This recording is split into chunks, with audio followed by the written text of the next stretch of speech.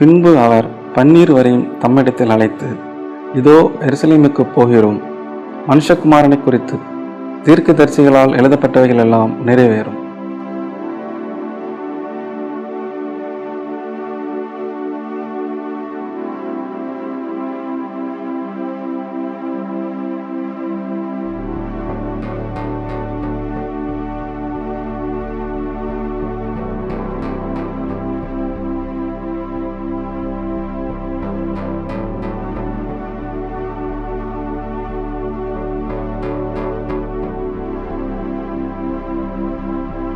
Lent கால ஜேடிகேயினுடைய சிறப்பு செய்திக்காக கர்த்தராகிய இயேசு கிறிஸ்துவின் பரிசுத்த நாமத்தில் உங்கள் எல்லாரையும் வாழ்த்தி வரவேற்றுக் கொள்கிறேன். செய்திக்கு ஆதாரமாக அவர்கள் தந்திருக்கிற வசனம் கொலோசியருக்கு எழுதின நிருபம் 2வது அதிகாரம் 16வது 17வது வசனங்கள். கொலோசியர் 2:16-17. ஆகையால் போஜனத்தையும் பானத்தையும் குறித்தாவது பண்டிகை நாளையும் மாதப்பிறப்பையும் ஓய்வு நாளையும் குறித்தாவது ஒருவனும் உங்களை குற்றப்படுத்தாதிருப்பானாக. அவைகள் வரும் காரியங்களுக்கு நிழலாய் இருக்கிறது. அவைகளின் பொருள் கிறிஸ்துவை பற்றினது. கர்த்தருக்குள் அன்பானவர்களே, விசேஷமான ஒரு தேவனுடைய வசனம். இந்த 2 வசனத்தை ஒரு மனுஷன் அவன் ஆயுசு நாள் முழுசும் பேசினாலும் பேசலாம், அவ்வளோ காரியங்கள் இதுக்குள் இருக்கிறது. ஆகினால் நான் 2 காரியத்தை குறிப்பிட்டு நான் பேசுவேன்னா எனக்கு தெரியல. ஆனாலும் உங்களுக்கு வெளியரங்கமாக சில காரியத்தை நான் சொல்கிறேன், கவனிக்குமாறு உங்களை அன்போடுக்கு நான் கேட்டுக்கொள்கிறேன். அல்லது நான் ஒன்றும் குறிப்பிட்டுக்கலை, இதில் கவனிங்க. ஒருவனும், அதாவது போஜனம், அடுத்தது பானம், போஜனம் பானம், அடுத்தது பண்டிகை, போஜனத்தையும் பானத்தையும் பண்டிகையும் மாதப்பிறப்பு, பண்டிகை மாதப்பிறப்பு, அடுத்து ஓய்வு நாள். இவைகளை குறித்து ஒருவன் உங்களை குற்றப்படுத்தாதிருப்பானாக. போஜனம் பானம் பண்டிகை மாதப்பிறப்பு ஓய்வு நாள், இது எல்லாம் எங்கே இருக்குது? நியாயப்பிரமாணத்தில் இருக்குது. நியாயப்பிரமாணத்தில் இருக்குது. விசேஷமாக லேவியர் ஆகமத்துக்குள்ளே இருக்கிறது. லேவியர் ஆகமத்துக்குள் போஜன பலி இருக்குது, பான பலி இருக்கிறது, சர்வாங்க தகன பலி இருக்கிறது, சோசர பலி இருக்கிறது, குற்ற நிவாரண பலி இருக்குது. இப்படி எல்லா பலிகளும் லேவியர் ஆகமத்தில் இருக்கிறது. பண்டிகை, பஸ்கா பண்டிகை, எக்கால பண்டிகை, முதற்பலன் பண்டிகை, அறுப்பின் பண்டிகை, எல்லா பண்டிகையும் அங்கே பெந்தெகோஸ்து பண்டிகை, எல்லாம் ஜூபிலி, ஓய்வு நாள் பண்டிகை எல்லாம் இருக்குது. ஓய்வு நாள் அங்கே தான் இருக்குது. மாதப்பிறப்பு எல்லாம் லேவியர் ஆகமத்துக்குள் இருக்கிறது. இது நியாயப்பிரமாணம். நல்லா கவனிங்க. இதை குறித்து ஒருவன் உங்களை குற்றப்படுத்தா இருப்பான அர்த்தம் என்ன? ஒருவன் இந்த பண்டிகை கொண்டாடுகிறான், ஒரு கூட்ட மக்கள் இந்த பண்டிகை போல கொண்டாடுவது இல்லை. ஆகினால் கொண்டாடுகிறவன் இவர்கள் பானபலி செலுத்த மாட்டார்கள், சர்வாங்க தகன பலி செலுத்த மாட்டார்கள், பஸ்கா பண்டிகை கொண்டாட மாட்டார்கள், அங்கே பெந்தெகோஸ்து பண்டிகை கொண்டாட மாட்டார்கள், ஜூபிலி பண்டிகை கொண்டாட மாட்டார்கள், மாத பிறப்பை கவனிக்க மாட்டார்கள் என்று சொல்லி அதை கைக்கொள்கிறவர்கள் கைக்கொள்ளாதவர்களை பார்த்து குற்றம் சாட்டுவார்கள். ஆனால் உங்களை குறித்து ஒருவன் குற்றம் சாட்டாது இருப்பானாக. அவன் குற்றம் சாட்டுவதை குறித்து நீங்கள் கவலைப்படாதீர்கள், நீங்கள் பயப்படாதீர்கள், கலங்காதீர்கள், நீங்கள் தைரியமாக இருங்கள். இந்த பண்டிகையினுடைய பொருள் எல்லாம் கிறிஸ்துவை பற்றினது, இயேசுவை பற்றினது அல்ல, பிதாவை பற்றினது அல்ல. நல்லா கவனிக்கிறோம். இது கிறிஸ்துவை பற்றினது. அப்படியானால் பானபலி ஏன் கொண்டாடவில்லை என்றால், நீங்கள் பானபலி கிறிஸ்துவில் நிறைவேறிவிட்டது என்று சொல்லி கிறிஸ்துவை காண்பிப்பீர்கள். பானபலி கிறிஸ்துவை குறிக்கிறது, பண்டிகைகள் கிறிஸ்துவை குறிக்கிறது, மாதப்பிறப்பு கிறிஸ்துவை குறிக்கிறது, ஓய்வு நாள் கிறிஸ்துவை குறிக்கிறது. எல்லாம் கிறிஸ்துவில் நிறைவேறிவிட்டதால் நீங்கள் கிறிஸ்துவை ஏற்றுக்கொண்டு கிறிஸ்துவை ஆராதனை செய்தாலே, நீங்கள் கிறிஸ்துவை வணங்கினால் போஜன வழியை நீங்கள் கொண்டாடிவிட்டீர்கள் என்று அர்த்தம். நீங்கள் இனி இந்த பண்டிகை கொண்டாடியது நிழல், அவைகள் வரும் காரியத்துக்கு நிழலாகிறது. கிறிஸ்துவை பற்றினது. அதனால் பிரியமானவர்களே, இயேசுவை கிறிஸ்து என்று சொல்கிறோம். இந்த போஜன பலி இயேசு கிறிஸ்து. இந்த கிறிஸ்து எதில் நிறைவேறுகிறது என்றால் இயேசுவில். அதனால தான் இயேசு கிறிஸ்துவின் நாமம். போஜனத்தை குறித்து குற்றப்படுத்தாத இருப்பானா அது கிறிஸ்துவை பற்றினது. கிறிஸ்து யார்? இயேசு. அப்போ இயேசுக்கு நீ செலுத்துகிற போஜன பலி என்றால் என்ன? போஜனம், போஜனம் சாப்பாடு. சாப்பாட்டை பலியாக்க வேண்டும். சாப்பாடு என்பது பொங்கல். பொங்கல் அங்கே பழைய ஏற்பாட்டு நியாயப்பிரமாணத்தின்படி தேவாலயத்தில் போய் பொங்கல் வைப்பார்கள், பொங்கலிடுவார்கள்.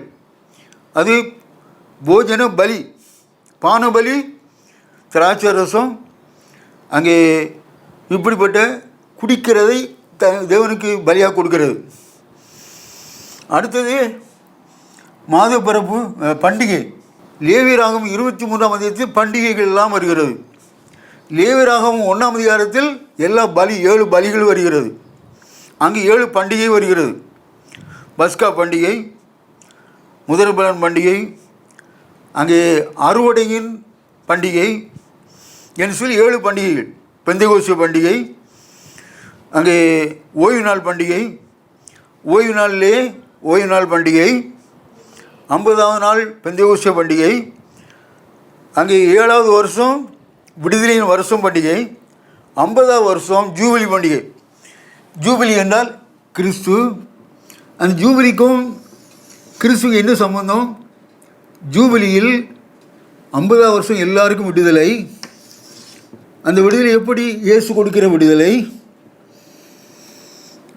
பிரியமானவர்களே, இப்படியாக ஆகினால் இயேசு. அப்படியானால் இந்த பண்டிகை யாருக்கு கொண்டாடப்பட்டது? இயேசுவுக்கு, கிறிஸ்துவுக்கு. அது இயேசு. அப்போ இப்போ ஒன்று கவனிங்க. நியாயாதிபதிகள் 6ஆம் அதிகாரத்தில் தேவனாய் கர்த்தர் யெகோவா கிதியோனுடைய களத்தில் வந்து இருக்கிறாரு.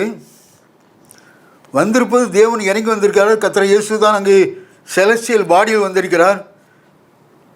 தேவனை ஒரு காலம் கண்டதில்லை, கண்டு உயிரோடிக்க முடியாது சொல்லி பிரசங்கித்து கொண்டு அதெல்லாம் கிடையாது அப்படிங்கிறாங்க. தேவனுடைய ரூபம் எசேக்கியேல் கண்டான். இந்த ரூபந்தான் இஸ்ரவேலுடைய தேவனுடைய ரூபம் சொல்லி 2ஆம் அதிகாரத்தில் 8ஆம் அதிகாரத்தில் 10, 13ஆம் அதிகாரத்தில் வாசிக்கிறீர்கள். தேவன் தமது சாயலாக தமது ரூபத்தின்படியே மனுஷனை உண்டாக்கினார். அப்படியான மனுஷனுக்கு எப்படி 2 கைகள், எப்படி காதுகள் இருக்கிறோ இதே போன்ற ஒரு உருவம் இருக்குது. அதுதான் கிறிஸ்து. அவர் தான் கிறிஸ்து.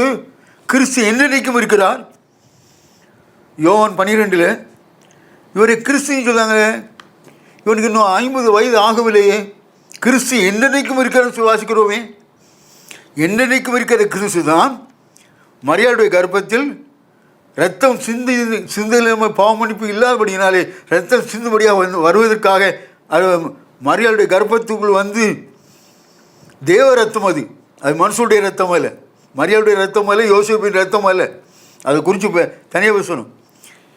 இயேசு கிறிஸ்து, இயேசுவின் ரத்தம் சகல பார்த்து இன்னைக்கு சுஜீரிக்கவும் 1 யோவான். கிறிஸ்துவின் ரத்தம் எபிரேயர். அப்படியே தேவனுடைய ரத்தம், தேவன் தம்முடைய சுய ரத்தத்தினால் சம்பாத்தியம் பண்ணின சபை அப்போஸ்தலர் 20-28. 3 ரத்தம், 3 ரத்தம் அல்ல, ஒரே ரத்தம். கிறிஸ்துவின் ரத்தம், இயேசுவின் ரத்தம், அங்கே தேவனுடைய ரத்தம். தேவன் தம்முடைய சுய ரத்தத்தினாலே சம்பாத்தியம் பண்ணின சபை தேவனுடைய சுய ரத்தம். அவருடைய சுய ரத்தம் யாருடைய சரித்து வடிந்ததோ அந்த உருவம் தான் தேவனுடைய உருவம். உருவம் உண்டு, உருவம் இல்லாதவராக இருக்கிறார்.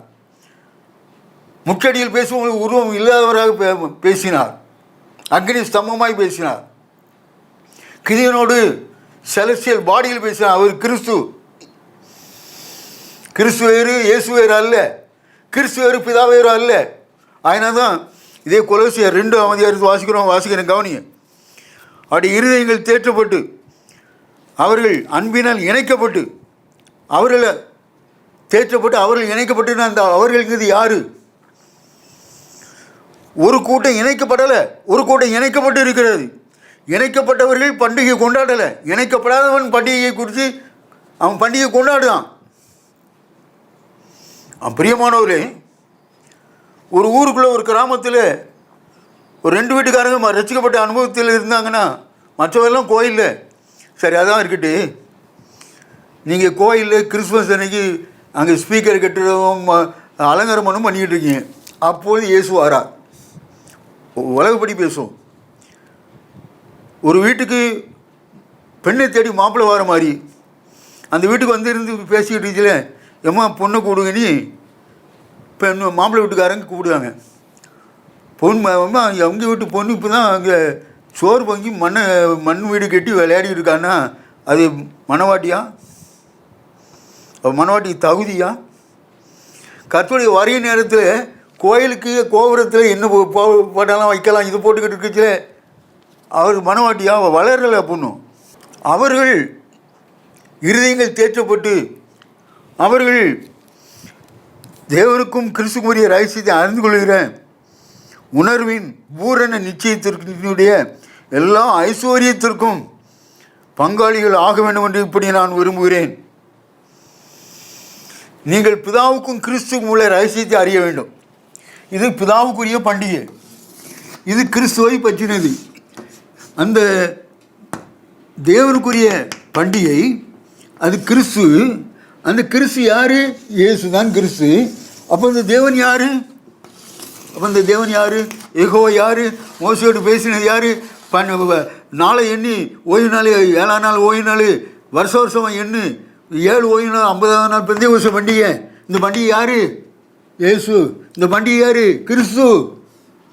இது உனக்கு தெரியாமல் நீ சபை நடத்தி நினைச்சி, சபைக்கு போய் நினைச்சி, நீ எத்தனை ஆயிரம் பாட்டு படித்து நினைச்சிய, பாட்டு படித்து நீ பரவத்துக்கு போய்யா?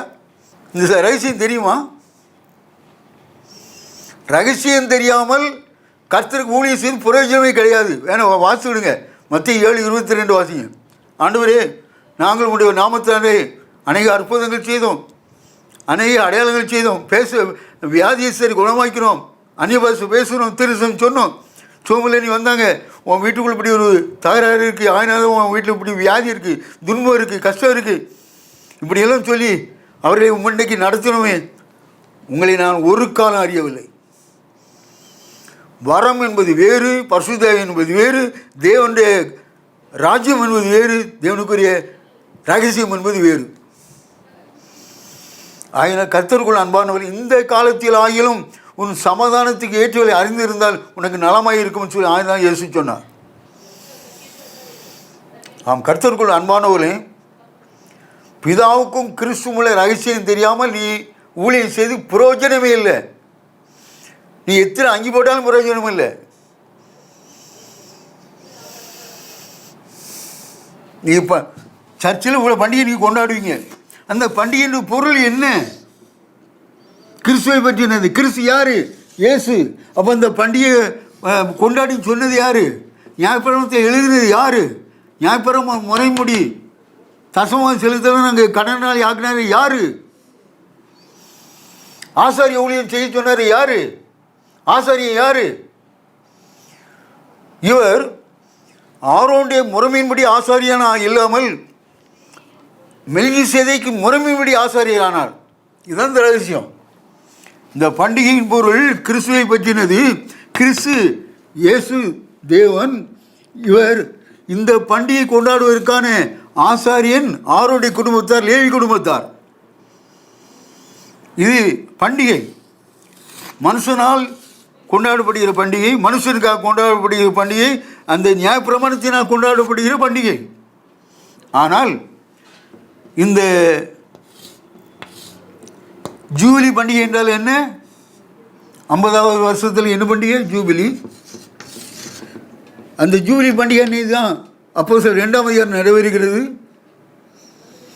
அந்த ஜூபிலி கிபி 30ஆம் வருஷத்தில் நடந்ததானால் அந்த 30 பேரை கண்டுபிடிங்க. 30லேருந்து 80, 80க்கு பிறகு 130, 150 அடி போட்டு வரேன். 40 வந்த உடனே 2000, 2030. நாம் கடைசி ஜூபிலியில் இருக்கிறோம். கடைசியில் இயேசுவை கிறிஸ்து என்கிற செய்தியில் நீங்கள் வந்திருக்கணும். வந்துடாமல் அரைச்சமாகவே அரைப்பது போல இன்றைக்கி 70 வயசு இருக்கலாம். நீங்கள் 70 வயசு வரைக்கும் நீங்கள் சர்ச்சுக்கு போய் இந்த லெந்து காலத்தை கொண்டாடி இந்த லெந்து காலத்தில் கடைசி நாள் இயேசு எனக்காக மரித்தான்கிற விசுவாசத்தில் ரட்சிக்கப்படாமல் எப்போ இயேசுவே இப்படி செய்தாங்கன்னு சொல்லி அழுதுட்டு நீங்கள் என்ன பிரயோஜனம்?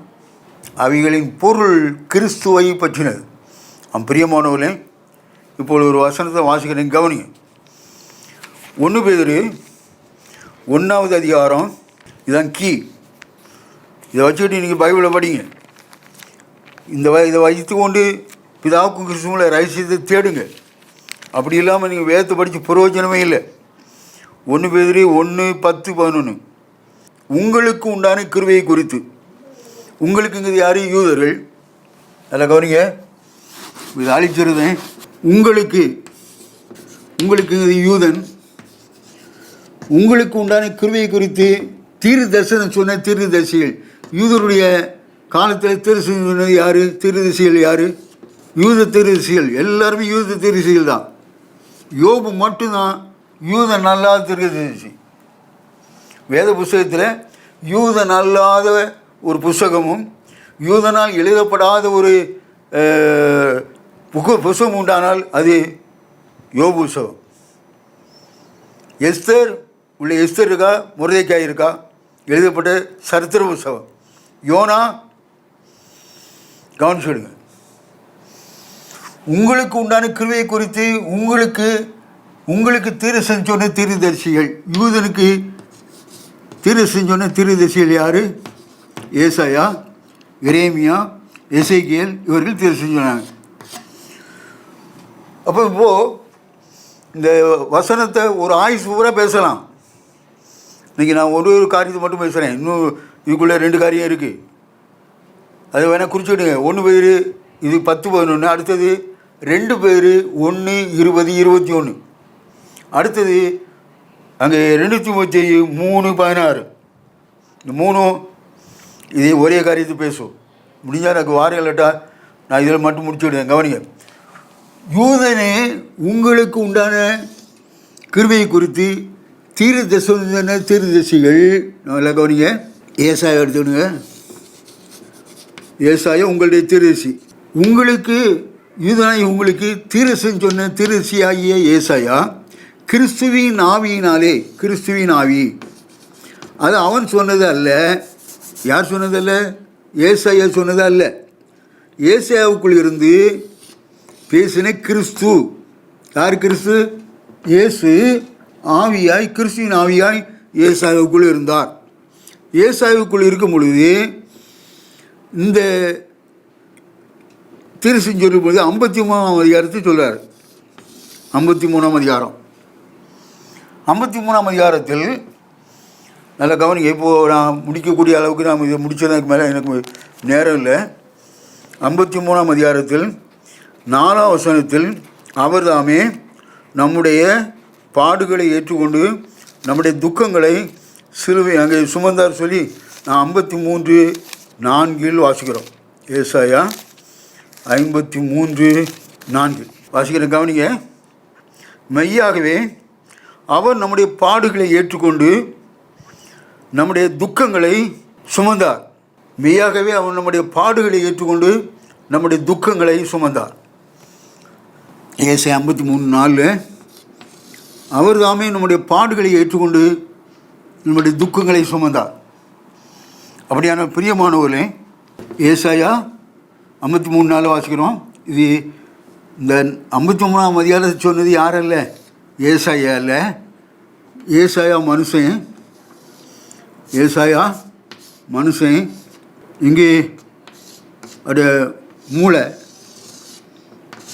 இதுக்குள்ளே இருந்து பயன்படுவது கிறிஸ்து. கிறிஸ்து தான் ஆயுதம் உள்ளே இருக்கிறாரு. இருந்துக்கிட்டு ஏசாயா 53:4 சொல்கிறாரு. இந்த 53:4 சொல்லிச்சில் லேவியராகமம் 16:16 2 ஆடு ஒரு ஆற்றும் தலையில் அந்த குடும்பத்தார் எல்லோரும் கை வைக்கணும். கை வச்சு என் பாவத்தை அந்த ஆற்றில் சுமத்துறேன், என் நோயை இந்த ஆற்றில் சுமத்துறேன், என்னுடைய அக்கிரமத்தை நான் சுமக்கிறேன். நம்முடைய அக்கிரமங்கள் எல்லாத்தையும் அந்த ஆட்டு மேல் சுமத்தி அதை பலியிடுகிறோம். இப்பொழுது அவர் தாமே நம்முடைய பாடுகளை ஏற்றுக்கொண்டு நம்முடைய துக்கங்களை சுமந்தார் சொல்லி இந்த ஆடு சுமந்ததை இந்த இயேசு சுமக்கிறார். சுமப்பார் என்று சொல்லி ஏசாயா 53:4 சுமப்பதற்கு முன்பே அங்கே எழுதுகிறார். இது ஏசாயா அல்ல, இது வரப்போகிற கிறிஸ்து. அப்போ சிலுவையில் அறையப்பட்ட கிறிஸ்துவுக்கு என்ன நடக்கும் என்பதை கிறிஸ்துவின் ஆவியை ஏசாயாவுக்குள்ளேருந்து பேசுகிறார். கிறிஸ்துவின் ஆவி தான் கிறிஸ்துவுக்கு என்ன நடக்கும். அப்போ இதில் நடக்க போகிறது கிறிஸ்துவுக்கு. அந்த கிறிஸ்துவின் ஆவி தான் ஏசாவுக்குள்ளேருந்து கிறிஸ்து வரும்போது இப்படி நடக்கும்னு சொன்னார். இது சிலுவையில் சுமந்தார் இயேசு. அப்போ இயேசு தான் ஏசாவுக்குள் கிறிஸ்துவாக இருந்து 53ஆம் அதிகாரத்தில் பேசினார். இப்பொழுது மத்தேயு 8 வாசிக்கிறோம். மத்தேயு 8வது அதிகாரம். அவர்தாமே நம்முடைய பாடுகளை ஏற்றுக்கொண்டு நம்முடைய துக்கங்களை சுமந்தார் என்று எழுதியிருக்கிறபடி அவர் வியாதியஸ்தர்கள் எல்லாரையும் குணமாக்கினார். அப்பொழுது ஏசாயாவின் மூலம் எழுதப்பட்ட அந்த தீர்க்கதரிசனம் நிறைவேறிற்று என்று சொல்லி நாம் மத்தேயு 8ஆம் அதிகாரம் 8:17 வாசிக்கிறேன். அவர் தாமே நம்முடைய பலவீனங்களை ஏற்றுக்கொண்டு நம்முடைய நோய்களை சுமந்தார் என்று ஏசாயா தீர்க்கதரிசனம் உரைக்கப்பட்டு நிறைவேறும்படி இப்படி நடந்தது. எல்லா வியாதிக்காரன் வராங்க சொஸ்தமாக்குறார். அப்போ தான் சொல்கிறார், இது ஏசாயா 53:4 என்ன எழுதினதோ அதான் நடக்கிறது. அப்போது நல்லா கவனிங்க. யாத்திரை லேவியராகமம் 16 பஸ்கா ஆட்டுக்குட்டி மேலே கை வச்சு எதை பலியிட்டாரோ, ஒரு ஆடு இப்படி காட்டுக்குள்ள கொண்டு போய் விடப்பட்டதோ, அந்த காட்டில் கொண்டு போய் விடப்பட்ட அந்த ஆடு தான் நம்முடைய பாவங்களை சுமந்து தேவாட்டுக்குட்டி யோவான் யாரை காட்டினாரோ அவர் தான் இப்பொழுது சிலுவையில் மரிக்கிறார். சிலுவையில் மரிப்பதற்கு முன்பு நம்முடைய பாடுகளை ஏற்றுக்கொண்டார். அந்த கை வைத்து அங்கே சபிக்கப்பட்ட அந்த ஆடு இயேசுவே. இயேசுவே கர்த்தருக்குள் அன்பானவர்களே, நல்லா கவனிச்சு சொல்லுங்கள்.